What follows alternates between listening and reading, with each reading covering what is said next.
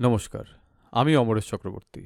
আজ পড়ছি শ্রী শীর্ষেন্দু মুখোপাধ্যায়ের অদ্ভুতুরে সিরিজের বিপিনবাবুর বিপদ গল্পটির দ্বিতীয় খণ্ড। রাত ৯টা নাগাদ নবীন মুদি যখন দোকান বন্ধ করার জন্য তোড়জোড় করছে, তখন দুটো লোক এসে হাজির। দুজনেরই মুষ্কো চেহারা। একজন আরেকজনকে বলছিল, তোর জন্যেই সুযোগটা ফসকালো। বললুম অতটা পাঁঠার মাংস খাওয়ার পর এক বাটি পায়েস আর গিলে কাজ নেই। শুনলি সেই কথা? পেট খারাপ করে ফেললি বলেই তো লোকটা হাওয়া হয়ে গেল। এমন সুযোগ আর আসবে? দ্বিতীয় লোকটা কাঁচুমাচু হয়ে বলল, আমার ঠাকুরদা কি বলতেন জানো গোপালদা? তিনি বলতেন, ওরে গোবিন্দ, পাত পুছে খাবি, খাবার জিনিস ফেললে অভিশাপ লাগে। আজ যা ফেলবি কাল তারই আর নাগাল পাবি না। ধর বেগুন ভাজাটা ফেলে দিলি, তো একদিন দেখবি তোর পাতে আর কেউ বেগুন ভাজা দিচ্ছে না। মাছ ফেলবি তো পাতের মাছ একদিন লাফিয়ে পালাবে। সেই শুনে ইস্তক আমি খুব হুঁশিয়ার হয়ে গেছি। মরি বাঁচি যাই হোক কিনা, পাতে কিছু ফেলে উঠি না।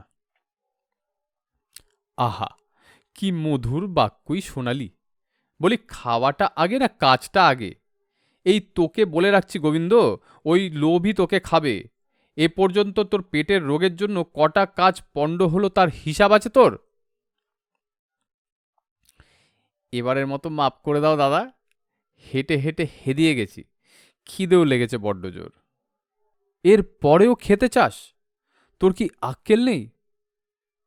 গোপাল অভিমান ভরে বলল, আমার খাওয়াটাই দেখলে গোবিন্দদা, আর এই যে ৭ ক্রোশ হাঁটলুম এটার হিসেব করলে না? পেটের নাড়ি ভুড়ি অবধি খিদের চোটে পাক খাচ্ছে যে। দুজনে সামনের বেঞ্চে বসে পিরানের নিচে কোমরে বাঁধা গামছা খুলে মুখটুক মুছল। তারপর গোপাল নবীনের দিকে চেয়ে বলল, ওহে মুদি, শুটকো চেহারার একজন বুড়ো মানুষকে এদিক পানে আসতে দেখেছ? নবীন লোক দুটোকে বিশেষ পছন্দ করছিল না। সে নির্বিকার মুখে বলল, সারাদিন কত লোক আসে, কত লোক চায়। মোটকা শুটকো বুড়ো যুবা কালো ধুলো কে তার হিসাব রাখে? তা বুড়ো মানুষ খুঁজে বেড়াচ্ছেন কেন বলুন তো? গোবিন্দ আর গোপাল একটু মুখ তাকাতাকি করে নিল। তারপর গোপাল বলল, ইনি আমাদের দাদু হন। মাথার একটু গন্ডগোল আছে তো, রাগ করে বেরিয়ে পড়েছেন, তাই খুঁজতে বেরিয়েছি। ভালো করে ভেবে দেখো দেখি, লম্বা কোট আর বাদুরের টুপি পরা খুব শুটকো চেহারার একজন বুড়ো মানুষকে দেখেছ বলে মনে পড়ছে কিনা? নবীনের কিন্তু খুব মনে আছে। তবে সে এ দুজনকে একটু খেপানোর জন্য বলল, কত লোক আসে আর কত লোক যায়, কত মনে রাখবো?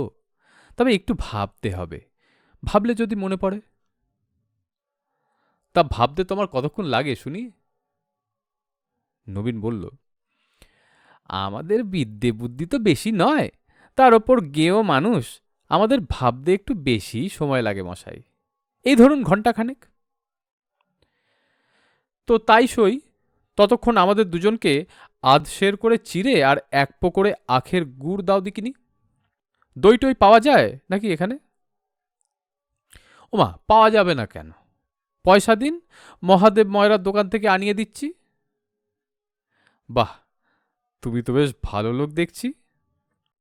নফরগঞ্জ ভালো লোকদেরই জায়গা। নবীন পয়সা নিয়ে দই কিনে এনে দিল। তাতে তার কিছু আয়ও হলো। ৫০০ গ্রামের জায়গায় ৫০ গ্রাম কম এনেছে সে। এই সূক্ষ্ম হেরফের বোঝার মতো মাথা লোক দুটোর নেই। অবস্থাও বেগতিক। ৭ ক্রোশ হেঁটে এসে দুজনেই হেদিয়ে পড়েছে। নবীন একটু চড়া দামেই দুটো মেটে হাড়ি বেচল গোবিন্দ আর গোপালকে। দুজনে হাড়িতে চিড়ে মেখে গোগ্রাসে খেয়ে ১ ঘটি করে জল গলায় ঢেলে ঢেকুর তুলল। তারপর গোবিন্দ জিজ্ঞেস করল, মনে পড়ল নাকি হে মুদি ভায়া? ভালো করে ভেবে দেখছি, সেই প্রাতঃকাল থেকে যত লোক এসেছে গেছে সকলের মুখই ভাবতে হচ্ছে কিনা। 1 ঘন্টার তো মোটেই আধ ঘন্টা হলো, তারা কিসের? একটু তাড়াতাড়ি করো হে ভায়া, আধ ঘন্টা পুরোতে আর কতক্ষণই বা লাগবে, বড়জোর 5-7 মিনিট। নবীন ফিচিক করে হেসে বলল, তা মশাই, মাথাটা যে খাটাতে হচ্ছে তারও তো একটা মজুরি আছে কিনা। ও বাবা, তুমি যে ধুরন্ধর লোক! যা কাল পড়েছে, বেঁচে পড়তে থাকতে গেলে ধুরন্ধর না হয়ে উপায় আছে? তা কত চাও? 5টা টাকা ফেললে মনে হয় মাথাটা ডবল বেগে কাজ করবে। তোমার রেটটা বড্ড বেশি হয়ে যাচ্ছে হে। 2 টাকা ঠেকাচ্ছি, ওর মধ্যেই মাথাটা খাটিয়ে দাও ভাই। নবীন টাকা দুটো গেজের মধ্যে ভরে ফেলে বলল, যেমনটি খুঁজছেন তেমন একজন এই সন্ধেবেলাতেই এসেছিলেন বটে। তিনি একজন কৃপণ লোক খুঁজছিলেন। এ কথায় দুজনেই সোজা হয়ে বসল। গোপাল বলল, হ্যাঁ হ্যাঁ, এই তো সেই লোক। তা সে গেল কোথায় লোকটা?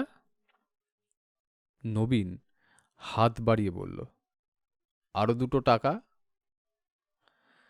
দুজনে ফের মুখ তাকাতাকি করে নিল। তারপর গোপাল বলল, একটু বাড়াবাড়ি হয়ে যাচ্ছে না মুদির পো?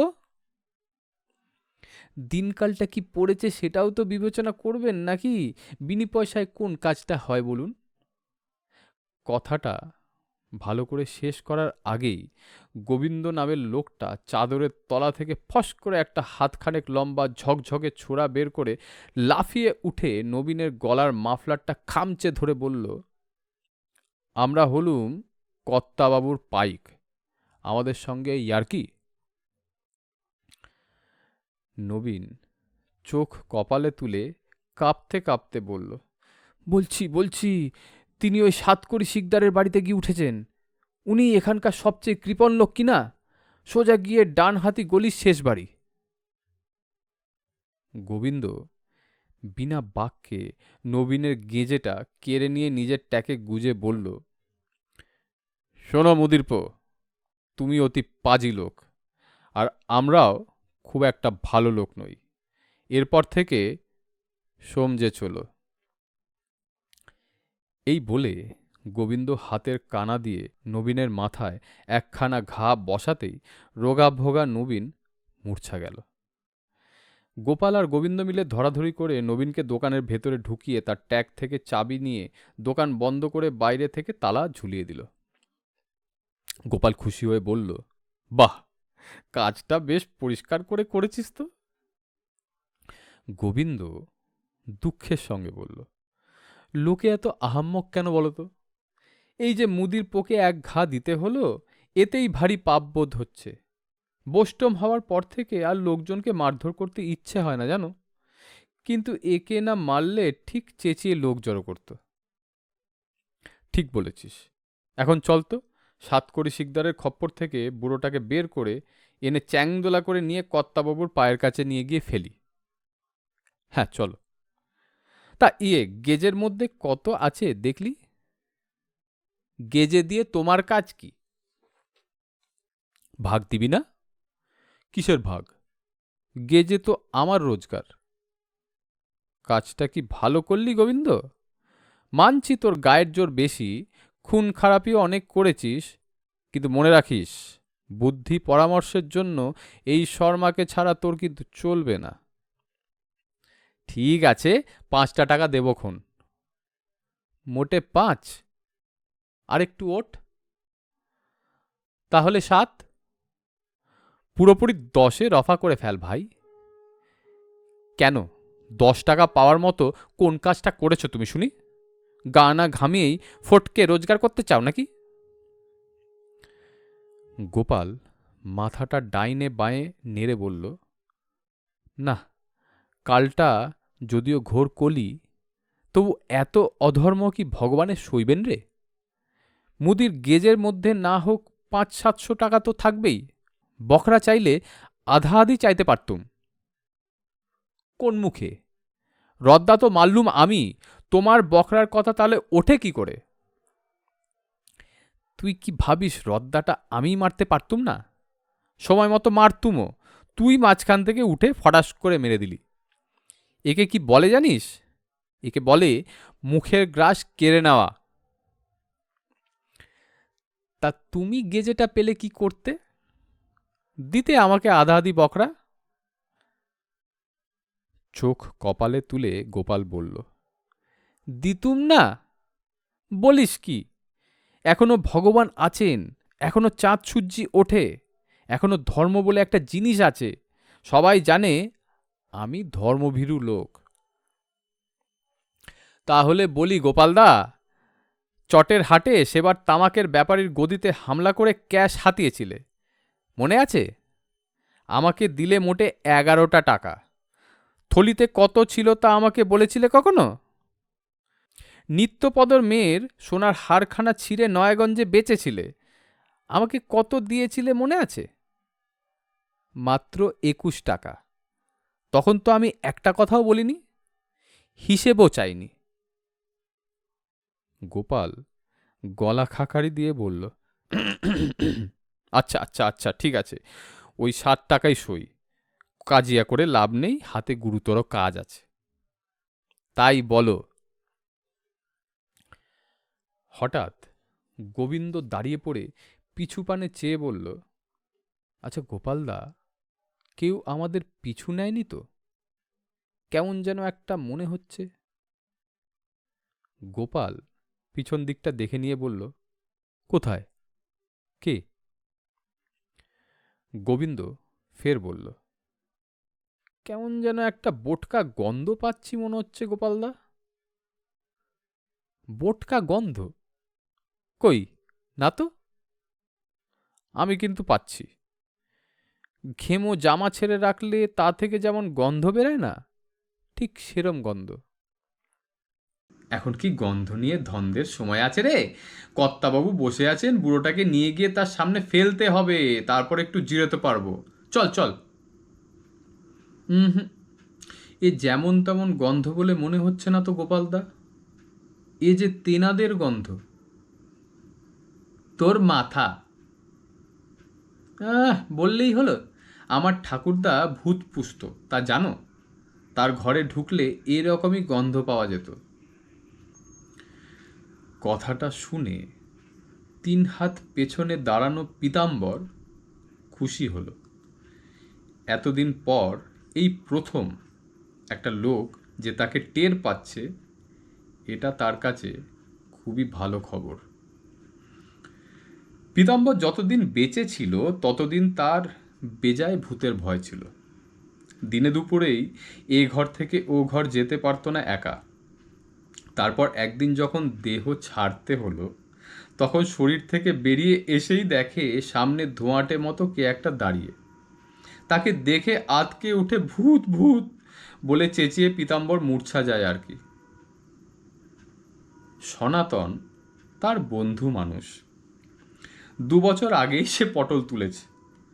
তার সনাতনী এসে তাকে ধরে তুলল, তারপর বলল, আর লোক হাসাসনি ভায়া, এতদিন পর পুরনো বন্ধুর সঙ্গে দেখা, কোথায় খুশি হবি না মূর্ছা যেতে বসলি?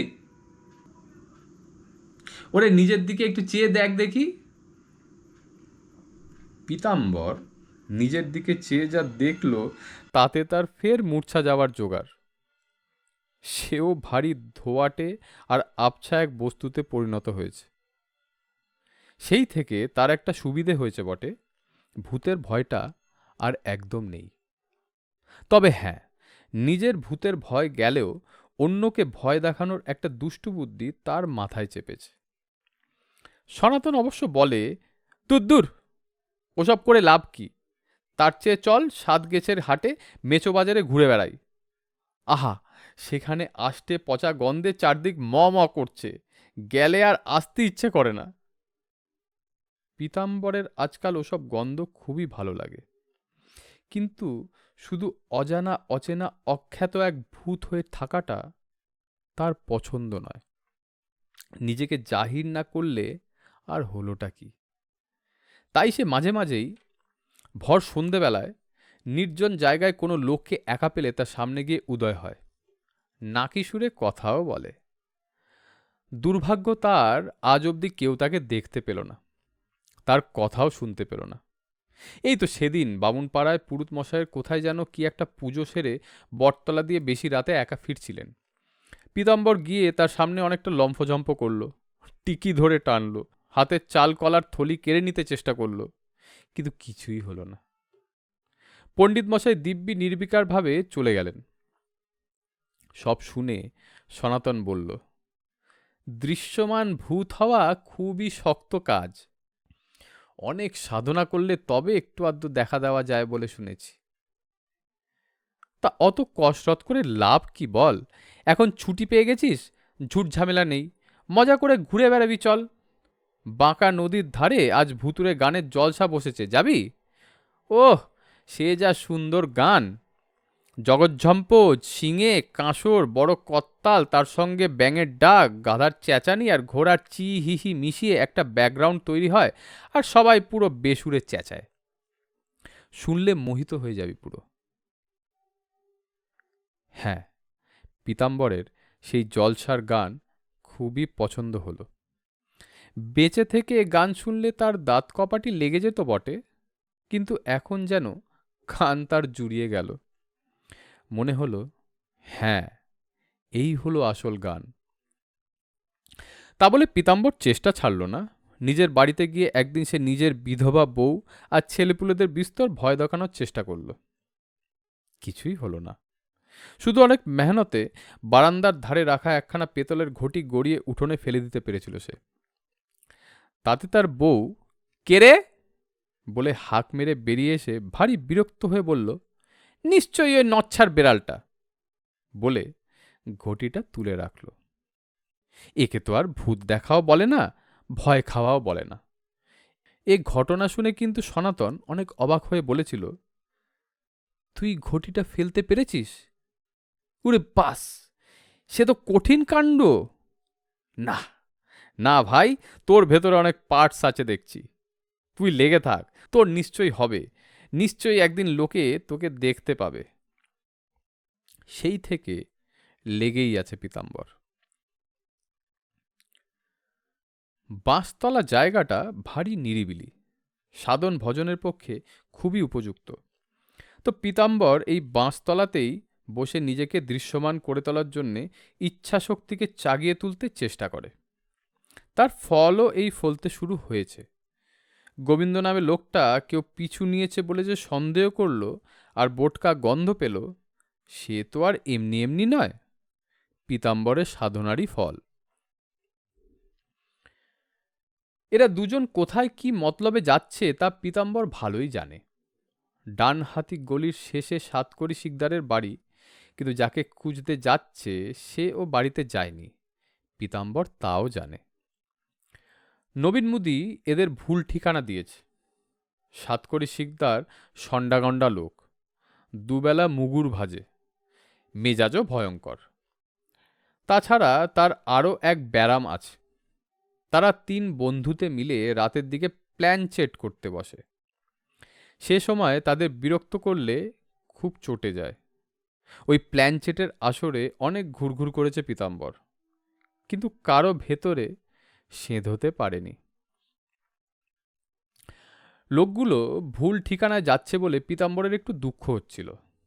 আসলে গোবিন্দ নামে লোকটাকে তার বড্ড ভালো লেগেছে। এ লোকটাই তো তাকে প্রথম ভূত বলে টের পাচ্ছে, সেই জন্যই পীতাম্বর একটু দুর্বল হয়ে পড়েছে আর কি। লোক দুটো যখন ডান হাতি গলিটার মধ্যে ঢুকতে যাচ্ছে, তখন পীতাম্বর তাদের সামনে দাঁড়িয়ে পথ আটকে বলল, ওহে বাবারা, কাজটা ঠিক হচ্ছে না, মানে মানে ফিরে যাও, নইলে বেঘরে পড়ে যেতে হবে যে। মুদির পো মহাপাজি লোক, তোমাদের ভুল ঠিকানা দিয়েছে। গোপাল আর গোবিন্দ অবশ্য পীতাম্বরকে ভেদ করেই ঢুকে পড়ল গলিতে। আর ঢুকেই হঠাৎ থমকে দাঁড়ালো গোবিন্দ, চাপা গলায় বলল, একটা গলার স্বর শুনলে নাকি গোপালদা? গোপাল চটে উঠে বলে, কিসের স্বর শুনলি? চটো কেন, কেউ কিছু বলছে বলে মনে হচ্ছে না তোমার? তোর কি মাথা খারাপ? জনমনুষ্যহীন গলি, এখানে কথা কইবে কে? কইলে আমি শুনতে পেতুম না? কিন্তু আমি যে শুনলাম। কি শুনলি? ভালো বোঝা গেল না, মনে হলো কেউ যেন আমাদের গলিতে ঢুকতে বারণ করছে। পীতাম্বর আনন্দে আত্মহারা হয়ে দু হাত তুলে নাচতে নাচতে গেয়ে উঠল, সারা রা রা রা রা মার দিয়া কেল্লা। গোবিন্দ পাংশু মুখে বলল, কে গান গাইছে বলো তো গোপালদা? গান গাইছে? বলিস কি? খুব আস্তে শোনা যাচ্ছে বটে, কিন্তু গাইছে ঠিকই, অনেকটা যেন মশার গুনগুন শব্দের মতো শোনাচ্ছে। কি গাইছে? আরে মার দিয়া কেল্লা না কি যেন একটা গাইছে। গোপাল গম্ভীর হয়ে বলল, এ তো মস্তিষ্ক বিকৃতির রাজলক্ষণ দেখছি ভাই। শোন গোবিন্দ, কাজটা নামিয়ে দে, তারপর ফিরে গিয়েই তোকে হরিহর কোবরেজের কাছে নিয়ে যাব। মাথার তালুটা চৌকো করে কামিয়ে হরিহর কোবরেজ যে মধ্যম নারায়ণ তেল দিয়ে পুলটিস চাপিয়ে দেয়, তাতে বহু পুরনো পাগলও ভালো হয়ে যেতে দেখেছি। না গোপালদা, এ মোটেই পাগলামি নয়, কিছু একটা হচ্ছে। পীতাম্বর সোল্লাসে বলে উঠল, হচ্ছেই তো, হচ্ছেই তো, খুব হচ্ছে। তো গোবিন্দ ভায়া, তোমার ওপর বড্ড মায়া পড়ে গেছেই বলেই বলছি, সেই বুড়ো ভামটিকে এখানে পাবে না। সে গিয়ে বিপিনবাবুর বাড়িতে উঠেছে। গোবিন্দ আঁতকে উঠে বলল, ওই আবার? আবার কি? নতুন গান নাকি? না কি যেন বলছে, ঠিক বুঝতে পারছি না। একটা কাজ করবি গোবিন্দ, একটু মাটি তুলে দুটো ঢিপলি বানিয়ে দুই কানে চেপে ঢুকিয়ে দে তো, তাহলে আর ঝঞ্ঝাট থাকবে না। পীতাম্বর চেঁচিয়ে উঠল, না না, খবরদার না। গোবিন্দ মাথা নেড়ে বলল, শিশিরে ভেজা ঠান্ডা মাটি কানে দিলে আর দেখতে হবে না, কানের কটকটানি শুরু হয়ে যাবে। তার চেয়ে এক কাজ করি গোপালদা। কি কাজ? এসব ভুতুরে কাণ্ড থামানোর জন্য আমি বরং রাম নাম করি, কি বলো? গোপাল নীরস গলায় বলল, রাম নামে কি আজকাল আর কাজ হয় রে? সেকালে হতো। ঠিক আছে, তবু করে দেখ। পীতাম্বর আর্তনাদ করে উঠল, ওরে সর্বনাশ! ও নাম নিসনি ভাই, ও নাম নিসনি, তাহলে যে আমাকে তফাতে চলে যেতে হবে। তা হলো তাই। গোবিন্দ কোষে রাম নাম শুরু করতেই যেন বাতাসের একটা ঝাপটায় পীতাম্বর ছিটকে 20 হাত তফাতে চলে গেল, আর ওদের কাছে এগোতেই পারল না। মনের দুঃখে পীতাম্বর অগত্যা সাতকড়ি শিকদারের প্ল্যানচেটের ঘরে ঢুকে পড়ল। দৃশ্যটা বেশ গা ছমছমে। মাঝখানে একটা কাঠের টেবিলের ওপর একটা করটি রাখা, তার পাশেই মোমদানিতে একটা মোম জ্বলছে। একধারে বিশাল সন্ডা চেয়ারা সাতকড়ি বসে আছে, অন্য পাশে তার ভাইরা ভাই নবেন্দ্র, আর 3 নম্বর হল বুড়ো হলদর পাণ্ডা। তিনজনেই ধ্যানস্থ। ভীষণ ঠান্ডা বলে তিনজনেই যথাসাধ্য চাপাচুপি দিয়ে বসেছে। হলধরের গলা অবধি বাদুরে টুপিতে ঢাকা। হলধরের মধ্যেই নাকি রোজ ভূত সেদয়। প্রত্যেক দিনই হলধর নাকি সুরে নানা কথা কয়। কিন্তু পীতাম্বর জানে ওসব ফক্কিকারী ব্যাপার। হলধর একসময় যাত্রা করত, অভিনয়টা ভালোই জানে। ভট্টর একদম বাজে কথা। তবে আজকের সাফল্যে উজ্জীবিত পীতাম্বরের ইচ্ছে হলো সত্যি সত্যি হলধরের ঘাড়ে ভর করা যায় কিনা। অনেকবার চেষ্টা করে পারেনি ঠিকই, কিন্তু আজ তার ইচ্ছাশক্তি বেশ চাগাত দিয়ে উঠেছে। ইচ্ছাশক্তির বলে পীতাম্বর খুব সরু হয়ে হলধরের নাক দিয়ে ভেতরে ঢুকে গেল। ফলে হলো কি, হলধর দুটো হাঁচি দিল, আর সঙ্গে সঙ্গে ছিটকে বেরিয়ে এলো পীতাম্বর। কিন্তু হাল ছাড়লে চলবে না। সে আর নাকের দিকে না গিয়ে কানের ভিতর দিয়ে গুড়ি মেরে ঢুকে পড়ল ভেতরে। আর তারপরই হলধর বলতে শুরু করলো, শোনো হে সাতকড়ি, শোনো হে নবেন্দ্র, দুটো মুষ্কো মতো লোক এদিকেই আসছে। তারা এলে তাদের মারধর করতে যেও না, বরং তাদের বলো তারা যাকে খুঁজতে এসেছে সে বিপিনবাবুর বাড়িতে আছে। সাতকড়ি গম্ভীর হয়ে জিজ্ঞেস করে, আপনার কি ভর হয়েছে হলধরবাবু? হয়েছে। আমি এখন আর হলধর নই, আমি এখন অন্য লোক। কে আপনি বলুন? আমি পীতাম্বর বিশ্বাস। কোন পীতাম্বর? নয়াপাড়ার পীতাম্বর নাকি? হ্যাঁ, সেই। ও, তোমার কাছে কিন্তু আমি 50টা টাকা পাই ভাই, জমির খাজনা দিতে ধার নিয়েছিলে, মনে আছে? মরার পরও কি কারোর ঋণ থাকে সাতকড়ি? খুব থাকে। তোমার বউকে শোধ দিতে বলো। সে আমার কথা শুনবে ভেবেছ? যাকগে, যা বললাম মনে রেখো, দুটো লোক আসছে, ডাকাত টাকাত নয়। বিপিনবাবুর বাড়ির রাস্তাটা বলে দিও। কথাটা শেষ হবার আগেই দরজায় কড়া নড়ে উঠল। সাতকড়ি গিয়ে দরজা খুলতেই দুটো লোক তাকে ধাক্কা মেরে ঘরে ঢুকে পড়ল। হাতে দুজনেরই দুটো মস্ত ছোড়া। ঘটনার আকস্মিকতায় কি বলতে হবে তা ভুলেই গেল সাতকড়ি। তার ওপর সে সন্ডামার্কা হলেও ছোড়াছুরির মোকাবিলা করার সাহস তার মোটেই নেই। সে 3 হাত পিছিয়ে আ করতে লাগল, আর ভাইরা ভাই নবেন্দ্র শুট করে টেবিলের তলায় ঢুকে পড়ল। বুড়ো হলধরের মুখ দিয়ে পীতাম্বর তখন চেঁচিয়ে বলল, মোলো যা, এরা ভয়ে সব ভুলে মেরে দিল। বলি, ও গোবিন্দ, ও গোপাল, তোমরা যাকে খুঁজতে এসো সে এখানে নেই, সে আছে বিপিনবাবুর বাড়িতে। গোবিন্দ সোল্লাসে বলে উঠল, গোপালদা, এই তো সেই বুড়ো। তাতে আর সন্দেহ কি, আমাদের চিনতেও পেরেছে। তোল তোল তোল, ঘাড়ে ফেলে নিয়ে ছুট দে। হলধর বিস্তর হাত পা ছুড়ল এবং চেঁচিয়ে অনেক ভালো ভালো কথা বলতে লাগলো বটে, কিন্তু তার বিশেষ সুবিধে হল না। ভাঁজ করা কম্বলের মতো তাকে লহমায় কাঁধের ওপর ফেলে দাঁড়ালো গোবিন্দ, আর গোপাল ছোট্ট একখানা লোহার মুগুর বের করে সস্নেহে এক ঘা সাতকড়ির মাথায় আর নিচু হয়ে টেবিলের তলায় এক ঘা নবেন্দ্রর মাথায় বসিয়ে দিল। দুজনেই চোখ উল্টে পড়ে রইল মেঝে। নির্জন রাস্তা দিয়ে একরকম ছুটতে ছুটতে গায়ের বাইরে এসে হলধরকে নামিয়ে দাঁড় করালো গোবিন্দ। তারপর দম নিতে নিতে বলল, খুব কাঁধে চেপে নিলে কিছুক্ষণ, এবার হাঁটো তো চাদু, চটপট হাঁটো। কর্তাবাবু তোমার গরদানের জন্য বসে আছেন। হলধর ওরফে পীতাম্বর খিঁচিয়ে উঠে বলল, খুব কেরদানি দেখালে, যা হোক। পই পই করে বললু মোরে, সেই অলক্ষণে বুড়ো বিপিনের বাড়িতে গ্যাঁট হয়ে বসে লুচি গিলছে, তা শুনলে সে কথা? আমার কোন দায় পড়েছিল বলতো আগ বাড়িয়ে খবর দেওয়ার? একটু মায়া পড়েছিল বটে, কিন্তু টানা হ্যাচড়ায় সেটাও গেছে। যাও, এবার গিয়ে কর্তাবাবুর লাতি জাটা খাও, গিয়ে যাও। গতরখানাই যা বানিয়েছ, ঘিলুর জায়গায় তো আরশোলা ঘুরে বেড়াচ্ছে।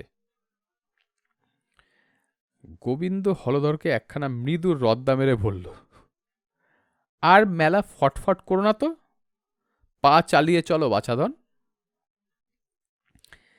পীতাম্বর ভারী হতাশ হয়ে হলধরের কান দিয়ে বেরিয়ে এলো। খামোখা সময় নষ্ট করে লাভ নেই। আজ আবার নিশুত রাতে মথুরাপুরে শিবুদাসের গুদামে শুটকি মাছের গন্ধ শুকতে নেমন্তন্ন করে গেছে সনাতন। পীতাম্বর বেরিয়ে আসতেই হলধর চেতনা ফিরে পেয়ে চারিদিকে তাকিয়ে হঠাৎ হাউড়ে মাউড়ে করে কেঁদে উঠল। ওরে বাবা রে, এ আমি কোথায় এলুম রে? কারা ধরে আনলো রে? ভূত নাকি রে তোরা? ভূত? পায়ে ধরি বাবা, ভূত! 7 জন্মেও আর প্ল্যানচেট করব না। পীতাম্বর খুবই ক্ষুব্ধ চিত্তে দৃশ্যটা দেখছিল। হলধর চেঁচাচ্ছে আর 2 গুন্ডা তার 2 হাত ধরে টানাটানি করছে। হঠাৎ গোপাল বলল, দাঁড়া তো গোবিন্দ, আমার কেমন যেন একটা সন্দেহ হচ্ছে। কিসের সন্দেহ? ওর টুপিটা খোলতো, মুখখানা ভালো করে দেখি। কেন বলো তো? এ সেই লোক নাও হতে পারে মনে হচ্ছে। ভজন বুড়ো এত দুবলা নয়। মনে আছে গতকাল রাতে কেমন আমাদের হাত ফসকে পিছলে বেরিয়ে গেছিল? তা বটে, তাহলে দেখো। বলে গোবিন্দ একটানে বাদুড়ে টুপিটা খুলে ফেলল। গোপাল একখানা দেশলাই কাঠি ফস করে মুখের সামনে ধরতেই হলধর কাঁপতে কাঁপতে বলল, না বাবা, আমি সেই লোক নই। জন্মেও আমি সে লোক ছিলাম না। সে লোকগুলো যতটা খারাপ হয় আমি ততটা নই বাবারা। ভালো করে দেখে গোপাল একটা শ্বাস ছেড়ে বলল, না রে, এ সে লোক নয়। ভজন বুড়োর বয়স 130 বছর, আর এ তো 80 বছরের খোকা দেখছি। গোবিন্দ বলল, তাহলে তো 7 হাত জল গো গোপালদা, এখন সে লোককে পাই কোথায়? হলধর হঠাৎ শুনতে পেল কে যেন বেশ বলে দিচ্ছে, বিপিনবাবুর বাড়ি, বিপিনবাবুর বাড়ি। হলধর কাঁপতে কাঁপতে বলল, বিপিনবাবুর বাড়িতে যাও বাবা। বিপিনবাবুর বাড়িতে মেলা সে লোক, সে লোকে একেবারে গিজগিজ করছে।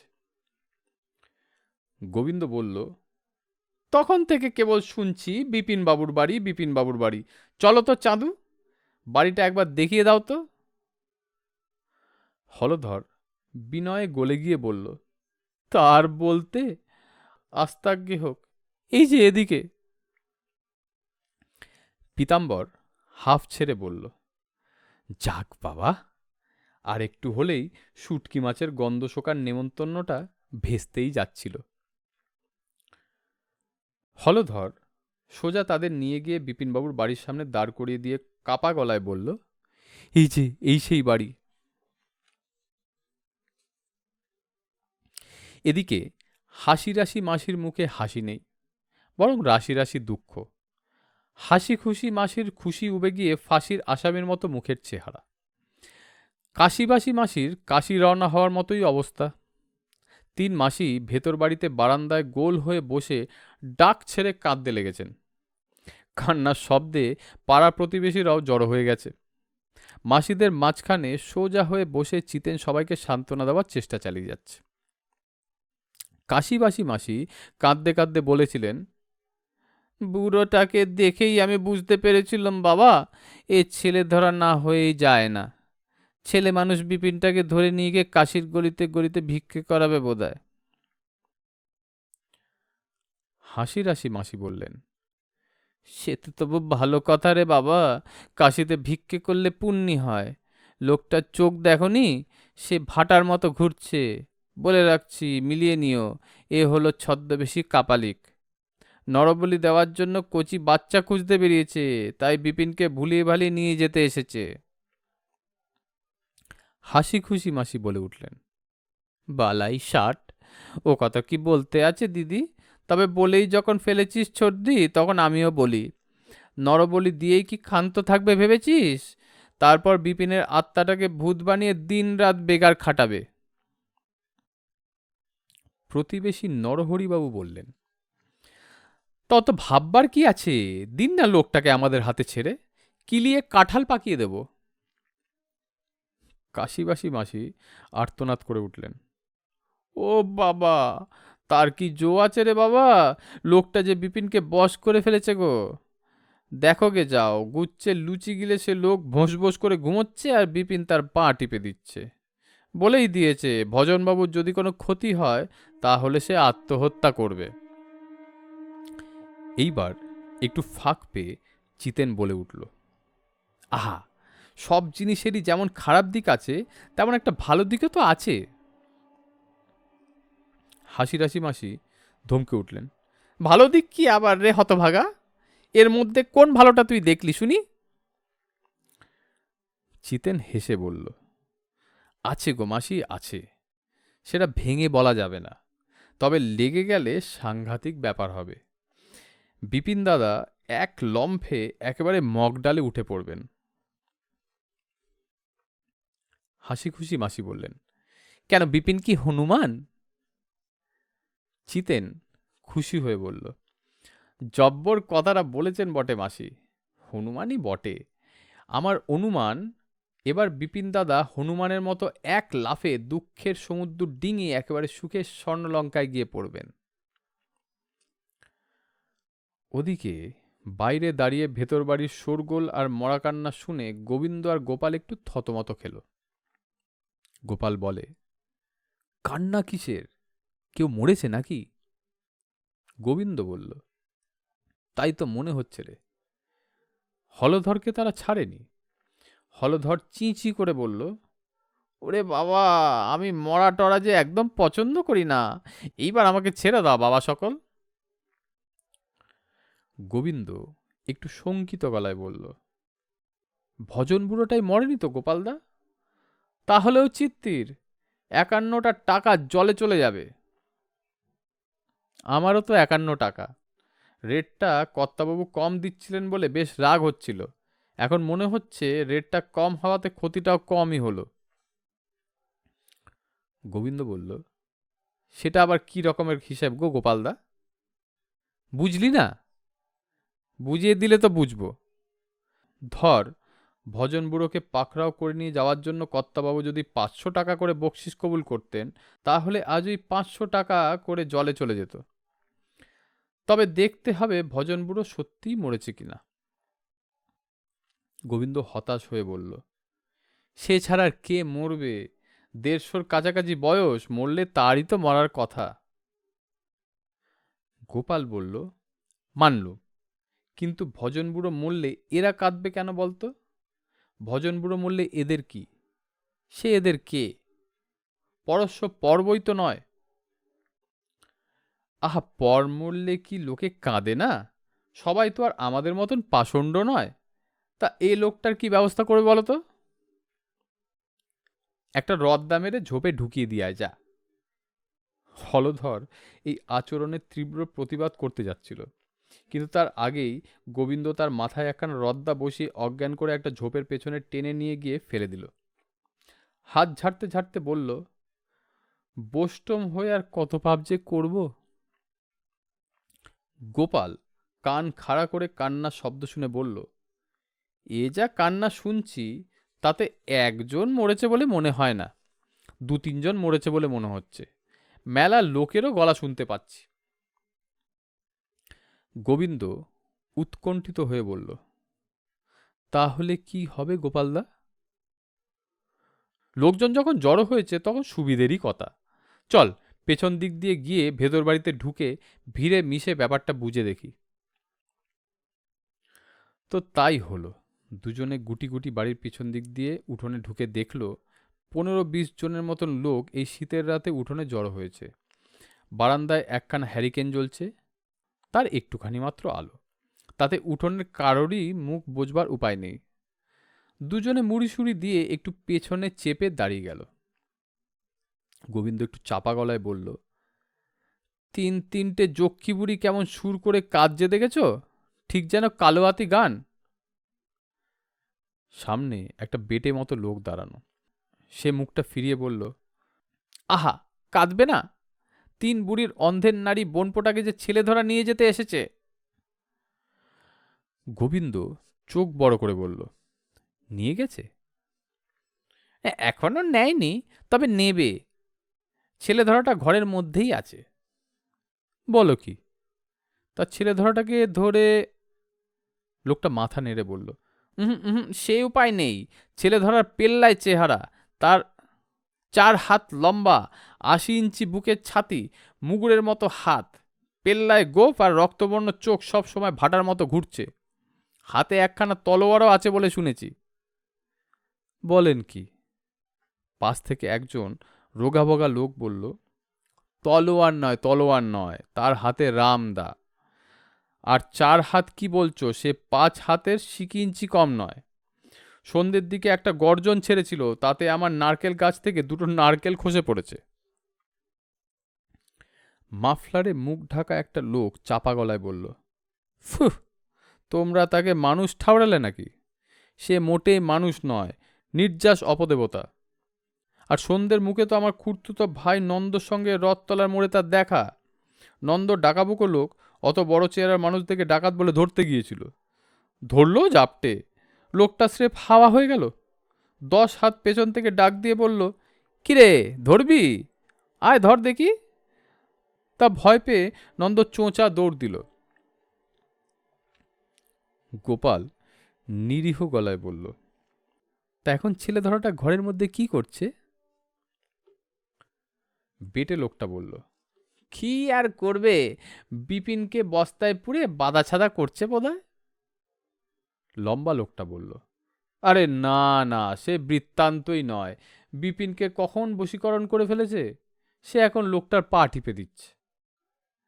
গোপাল বলল, তা আমরা একটু লোকটাকে দেখতে পাই না? দেখে হবেটা কি, ও না দেখাই ভালো। গোপাল আর গোবিন্দ একটু মুখ চাওয়াচাবি করে নিল। গোবিন্দ বলল, কিন্তু তাহলে শুটকো বুড়োটা কোথায় গেল বলো তো গোপালদা? যা বিবরণ শুনছি তাতে তো সে এই লোক বলে মনে হচ্ছে না। গোপাল ততোধিক গলা চেপে বলল, তুই বড় আহাম্মক, এতদিন এ লাইনে আছিস, আর এটা জানিস না যে গায়ের লোকেরা সবসময় তিলকে তাল করে বলে, নিজের চোখে না দেখলে বিশ্বাস কি? তা বটে, কিন্তু তেনাকে চাক্ষুষ করারই বা উপায় কি বলতো? একটা কথা আছে, সবুরে মেওয়া ফলে, দামি কথা, মনে রাখিস। ওদিকে 3 মাসির মাঝখানে বসেও চিতেনের চোখ ঠিকই কাজ করে যাচ্ছিল। সে একজন প্রতিভাবান মানুষ, কাজেই তার চোখ আর 5 জনের মতো ম্যানতা মারা চোখ নয়। সব সময় চারদিককার সব কিছু দেখছে, বিচার বিশ্লেষণ করছে এবং কাজেও লাগাচ্ছে। চিতেন আবছা আলোতেও 2জন অচেনা লোককে ভিড়ের পিছনের দিকটা দাঁড়িয়ে থাকতে দেখতে পেল। পাজি লোকদের সে লহমায় চিনতে পারে। এ 2জন যে পাকা পাজি তা বুঝে নিতে তার এক মুহূর্ত সময় লাগল না। চিতেন টপ করে উঠে পড়ল। ধীরে সুস্থে হাসি হাসি মুখ করে এগিয়ে গিয়ে নিচু গলায় জিজ্ঞেস করল, এ গায়ে নতুন নাকি? হ্যাঁ। তা আপনারা কারা? একজন বলল, আমি গোপাল, আর ও গোবিন্দ। বাহ, বেশ বেশ, তা কাজটা কি? গোপাল একটু আমতা আমতা করে বলল, একজন লোককে খুঁজতে আসা আর কি। সে বিশেষ ভালো লোক নয়, শুনলুম সে বিপিনবাবুর বাড়িতে থানা গেড়েছে। কেমন লোক বলুন তো? শুটকো চেয়ারের বুড়ো মানুষ, বয়স ধরুন হেসে খেলে 150 বছর।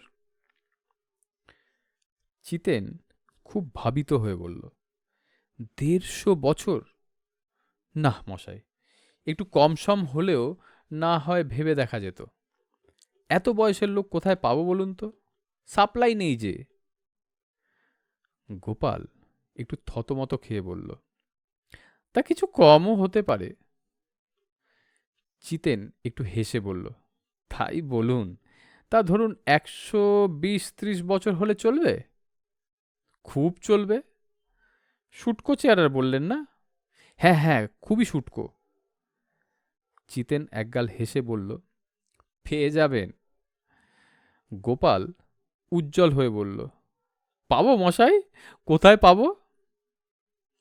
অত ভেবে তো বলা যাবে না, তবে আমার হাতে একজন 130 বছরের শুটকো চেহারার লোক আছে। 20টা টাকা পেলে তাকে দেখিয়ে দিতে পারি, পছন্দ হলে আরও কিছু লাগবে। গোপাল বিরস মুখে বলল, শুধু দেখাতেই 20 টাকা? দরটা বেশি হয়ে যাচ্ছে না মশাই? তার ওপর যদি আসল লোক না হয়? আসল কি নকল জানি না মশাই, তবে তার নাম রামভজন, তিনি একজন কৃপণ লোক খুঁজে বেড়াচ্ছেন। গোপাল চাপা গলায় গোবিন্দর কানে কানে বলল, গেজেটা থেকে টাকাটা দিয়ে দে, পরে উসুল করে নিলেই হবে। গোবিন্দ বিরস মুখে তাই করল। চিতেন টাকাটা ট্যাকে গুজে বলল, উঠোনের ওই দিকটায় ওই যে চালাঘর দেখছেন, ওখানে খড় গাদি করা আছে, ওর মধ্যে সেদিয়ে বসে থাকুন, একটু ঘুমিয়েও নিতে পারেন। প্রাতঃকাল অবধি অপেক্ষা করতে হবে। যখন তিনি প্রাতকৃত্য করতে বেরোবেন তখন তাকে 2 চোখ ভরে দেখে নেবেন। সে কি মশাই, আমাদের যে আজ রাতেই তাকে নিয়ে কর্তাবাবুর কাছে হাজির হওয়ার কথা। পাগল নাকি? এই যে গায়ের লোকেরা জড় হয়েছে দেখছেন, এরা সব সারা রাত পাহারা দেবে। একজন ছেলেধরা এসে গায়ের একটা লোককে ধরে নিয়ে যাবে, এমন মজা ছাড়ে কেউ? তা কর্তাবাবুটি কে? আছে একজন। তা কর্তাবাবুর সাথে বন্দোবস্তটা কিরকম শুনি? গোবিন্দ ক্ষোভের সঙ্গে বলে বসল, সে আর বলবেন না মশাই, মোটে 51 টাকা করে। এই যে এত হয়রানি হুজ্জুত করতে হচ্ছে, 51 টাকায় পোষায় বলুন? ন্যায্য কথা। চিতেন খুব অবাক হয়ে বলে, 51 টাকা? মোটে 51 টাকায় এত বড় কাজ? এর যে হেসে খেলে বাজার দর 2 থেকে 5 হাজার টাকা হওয়া উচিত। এ হে হে হে, আপনাদের যে বড্ড ঠকানো হচ্ছে দেখছি। গোপাল গোবিন্দকে কনুইয়ের একটা গুঁতো দিয়ে চুপ করিয়ে রেখে নিজে বলল, তামাশায় ভোরের আগে কিছু করা যায় না? কর্তাবাবু যে বসে আছেন, বড্ড মেজাজি মানুষ, রেগে গেলে কাণ্ডজ্ঞান থাকে নাকি না? চিতেন নাক সিটকে বলল, অমন লোকের কাজ করা মানে ছুঁচো মেরে হাত গন্ধ। আপনারা বরং গিয়ে কর্তাবাবুর কাছে ইস্তফা দিয়ে সন্ন্যাসী হয়ে হিমালয়ে চলে যান। গোবিন্দ দুঃখের সঙ্গে বলল, আমিও সেই কথাই গোপালদাকে বলছিলাম, রেটটা বড্ড কম হয়ে যাচ্ছে। চিতেন বলল, খুবই কম। রামভজন বাবুর বাজার দর এখন আকাশ ছোঁয়া। হবে নাই বা কেন? 7 ঘরা মোহর আর 7 কলসি হিরে মুক্তোর মালিক বলে কথা, তার মতো লোককে ধরবেন মাত্র 51 টাকা মজুরিতে? আপনাদের কর্তাবাবু যে দেখছি বিপিনবাবুর চেয়েও কঞ্জুস। গোপাল আর গোবিন্দর চোখ হঠাৎ গোল হয়ে ভেতর থেকে বেরিয়ে আসার উপক্রম হল। কিছুক্ষণ বাক্যহারা হয়ে চেয়ে থেকে গোপাল ফিসফিস করে বলল, কি বললেন ভাই? ঠিক শুনছি তো? ঠিকই শুনেছেন। 7 ঘরা কি যেন? মোহর, মোহর। আর 7 কলসি কি যেন? হিরে আর মুক্ত। এই বড় বড় কাশির পেয়ারা সাইজের হিরে আর সবেদার সাইজের বড় বড় মুক্ত। এখনো ভেবে দেখুন কর্তাবাবুর কাজ করবেন কি না। গোপাল বলল, দূর দূর, আমি এখনই এই মুহূর্তে এখানে দাঁড়িয়ে কর্তাবাবুর কাছে ইস্তফা দিলুম। তুই দিবি নাকি গোবিন্দ? এই যে আমিও দিলুম। চিতেন খুশি হয়ে বলল, বাহ বাহ, চমৎকার। তা এই কর্তাবাবুটি কে? বিদ্যাধরপুরের পাঁচু গোপাল, অতি বজ্জাত লোক। চিতেন বলল, আ, তাই বলুন। রামভজনবাবু তাকেই প্রথম পছন্দ করেছিলেন, কিন্তু বিপিনবাবুকে দেখে তার মত পাল্টেছে। এখন সব বিষয় সম্পত্তি বিপিনবাবুকে দিয়ে যাবেন ঠিক করে ফেলেছেন। গোপাল ব্যস্ত সমস্ত হয়ে বলল, তার রামভজনবাবু এখন কোথায়? তিনি এখন লেপ মুড়ি দিয়ে ঘুমোচ্ছেন, আর বিপিন দাদা তার পা টিপে দিচ্ছেন। গোপাল শশব্যস্তে বলল, তা আমরা একটু তার পদসেবা করার সুযোগ পাব না? দিন না একটু ব্যবস্থা করে, না হয় আরো 20টা টাকা দিচ্ছি। চিতেন বলল, খবরদার ও কাজ করবেন না। ভজনবাবুর পা এখন বিপিনবাবুর দখলে, প্রাণ গেলেও ওই পা তিনি কারো হাতে ছাড়বেন না। গোপাল অসন্তুষ্ট হয়ে বলল, তা বললে কি কখনো হয়? ভজনবাবুর পায়ের ওপর কি আমাদেরও দাবি নেই? একজন দখল করে বসে থাকলেই হবে? গোবিন্দ বলল, ঠিক কথা। ভজনবাবুর সেবা করার অধিকার সকলেরই আছে। চিতেন একটু হেসে বলল, সেবার কথা আর বলবেন না মশাই। সেবা নিতে নিতে ভজনবাবুর এখন অরুচি। বললে বিশ্বাস করবেন না, তিনি তো সোনাদানা আগলে গহীন জঙ্গলের মধ্যেই বাস করেন, জনমনীষী নেই। তা সেখানেও কি হয় জানেন? দুবেলা দুটো কেঁদো বাঘ এসে রোজ তার পিঠ চুলকে দেয়। ঘুমানোর সময় দুটো গোখরো সাপ এসে তার দোকানে লেজ ঢুকে সুরসুরি দিয়ে ঘুম পাড়ায়। এই শীতকালে রাতের দিকে যখন হাড় কাঁপানো ঠান্ডা পড়ে, তখন হলধর আর জলধর নামে দুটো ভাল্লুক এসে ধার দিয়ে ভজনবাবুকে জড়িয়ে ধরে ওম দেয়।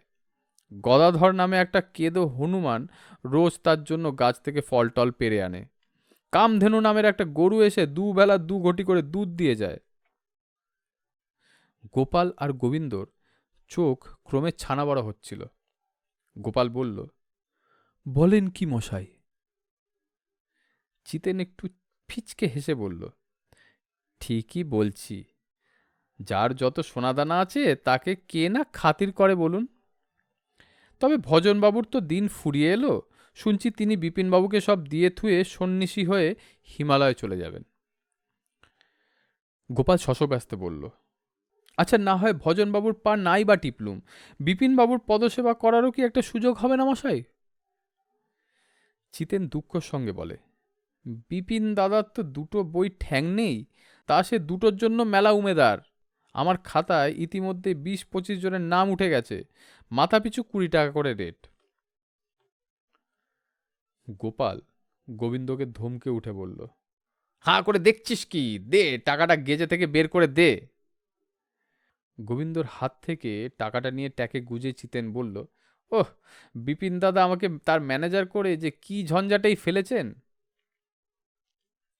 গোপাল চোখ কপালে তুলে বলল, আপনি তার ম্যানেজার? প্রাতঃপ্রণাম হই, প্রাতঃপ্রণাম। গোবিন্দ হাত জোর করে কপালে ঠেকিয়ে বলল, কি সৌভাগ্য, এ যেন অমাবস্যায় চাঁদের উদয়। কি বলো গোপালদা? ঠিক বলেছিস, এ যেন কারো পৌষ মাস, কারো সর্বনাশ। এখানেই শেষ হলো শ্রী শীর্ষেন্দু মুখোপাধ্যায়ের লেখা অদ্ভুতুরে সিরিজের বিপিনবাবু বিপদ গল্পটার 2য় খণ্ড। আগামী সপ্তাহে নিয়ে আসবো এর 3য় খণ্ড। নমস্কার।